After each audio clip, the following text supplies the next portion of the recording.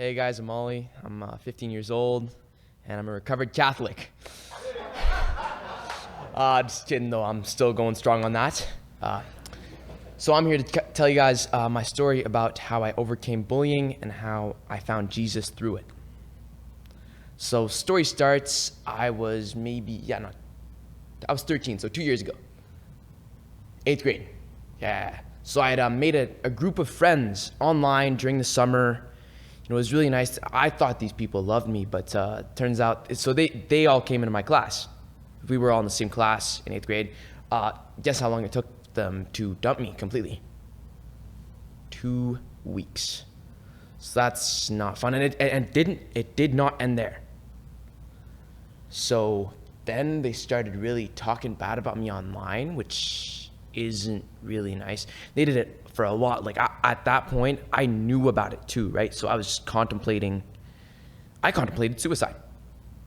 Like one night, these people were talking bad about me, and I decided to stand up for myself, and it didn't really go so well because, it's like, I think 3v1, 3 dudes, online, and you feel small, like especially on your phone, especially on a device, you feel really, really small. So I had a knife there, man. And I was really looking at it. I'm like, man, I could end it right here. I could end all the pain, but something told me not to. And back then, I was still an atheist. I was still a man. Oh, I hated God. I didn't want to have a relationship with this. I think religion is just a scam. I'm better than that. And, well, no, I'm not better than that. No, none of us are better than that, because you know what, man? That saved my life. That little instinct in my head, which I hope we all believe was God, saved me. So a few years later, months. Fast forward a few months, we went to the school about it. It was fine for, I had like maybe a 2-3 month relief. And then after that, they started calling me a snitch. Because basically the school went up to them and said, "Oh, are you bullying this kid?" And they're like, "No." And then it was pain.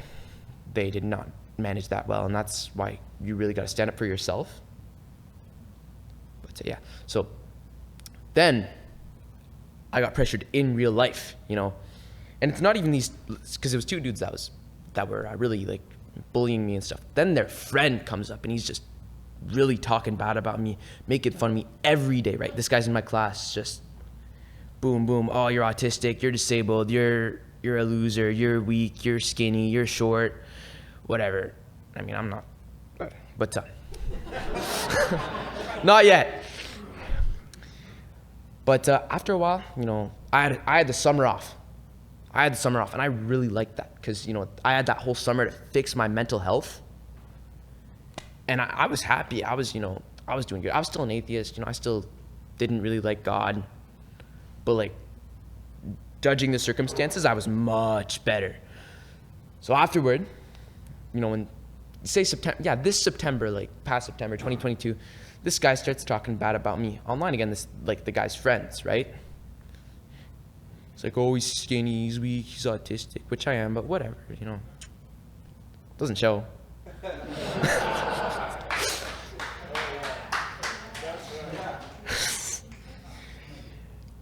But, this guy was really talking about me. And then I did something that I may or may not regret. Well, I called him a fat ass. Because he was a big, burly guy, right? Like, and he was, and that was the only thing I could, like, I went at his insecurities. And I regret it now. It's not good to hit people in their spot there. But, hey, it worked enough for him to challenge me to a fight.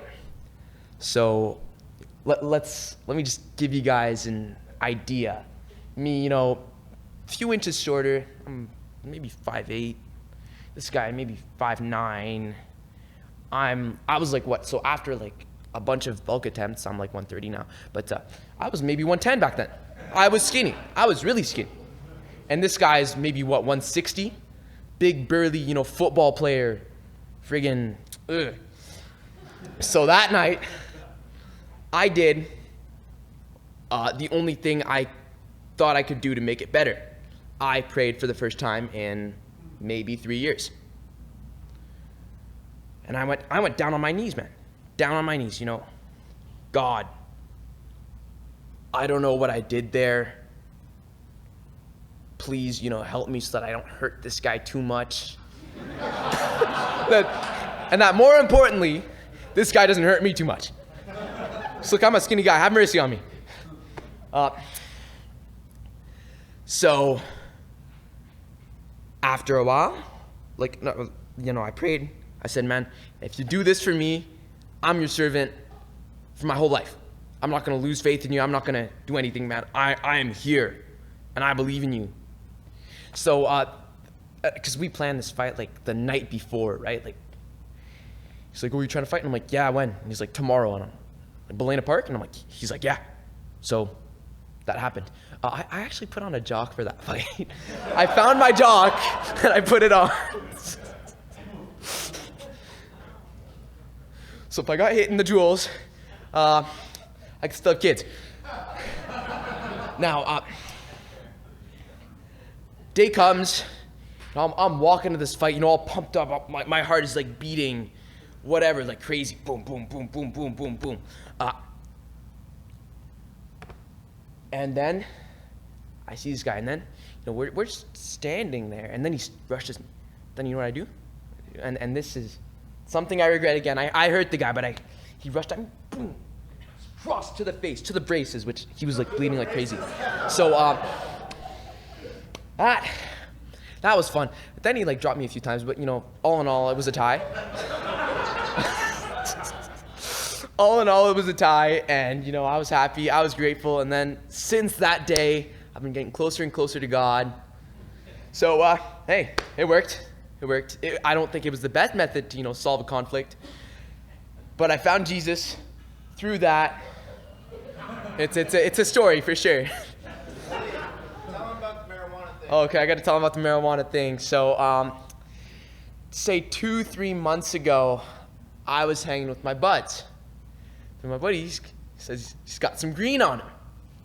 So, he's like, you want to try some? I'm like, oh boy, yeah, sure. So, night comes, after a bit of skateboarding, a bit of fun, whatever. A little pen thing. Ugh. But I take one hit. I cough like crazy. I almost barfed, man. That for those, recovering addicts, God bless you all in the room. That cough is really bad. Really bad. But, so one hit, don't feel anything. 2 hit, don't feel anything. I'm like, what is this? This, it's not doing anything. Then 3rd hit, fat rip, right? Oh, man. That's when I started feeling it. And you know what I did? I sat down on the couch, ate Pringles, and watched The Hangover 2, the second one, where they go to Thailand. It was amazing. I could tell you any detail about that movie because I was off my balls. But